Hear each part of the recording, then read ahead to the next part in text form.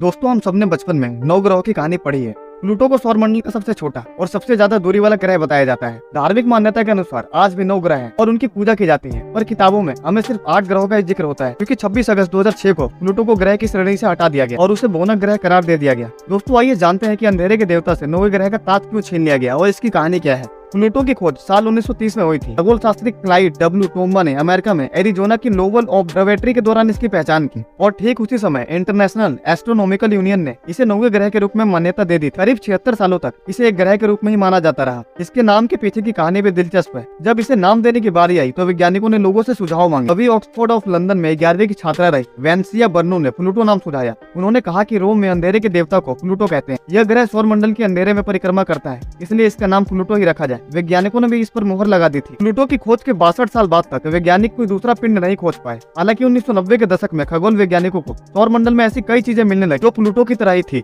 इसके बाद नई बहस छिड़ गई। कुछ खगोल शास्त्रियों को लगता था कि प्लूटो सूर्य की उस तरह से परिक्रमा नहीं करता जैसे अन्य ग्रह करते हैं, इसलिए इसे सौरमंडल का ग्रह नहीं माना जाना चाहिए। ये कभी सूरज के बेहद करीब होता है तो कभी बेहद दूर। इसकी परिक्रमा करने वाली कक्ष भी एक समान नहीं है। दूर से देखने पर इसकी और नेपच्यून की कक्ष एक दूसरे को काटती हुई दिखाई देती है। इतना ही नहीं, वैज्ञानिकों को नेपच्यून की कक्षा के इर्द गिर्द घेरे में कई ऐसी चीजें मिलने लगी जो प्लूटो की तरह ही थी। दोस्तों, प्लूटो का भविष्य तय करने के लिए 2006 में चेक रिपब्लिक की राजधानी प्राग में 2500 खगोल शास्त्री इकट्ठा हुए और घंटों बातचीत करने के बाद मतदान कराया गया। इसमें प्लूटो को ग्रह न मानने वालों की संख्या ज्यादा थी, इसलिए इसे ग्रहों की सूची से बाहर निकाल दिया गया। अब किसी भी पिंड को ग्रह मानने के लिए 3 मानक सुझाए गए। पहला, सूर्य की परिक्रमा करना अनिवार्य है। दूसरा, उसे कम से कम इतना बड़ा होना चाहिए कि खुद के गुरुत्वाकर्षण बल के कारण गोलाकार हो जाए। और तीसरी शर्त यह थी कि वो दूसरे एस्टेरॉइड से अलग होकर खुद स्वतंत्र कक्षा तैयार कर सके। प्लूटो इन तीनों ही मामलों पर खरा नहीं उतरा।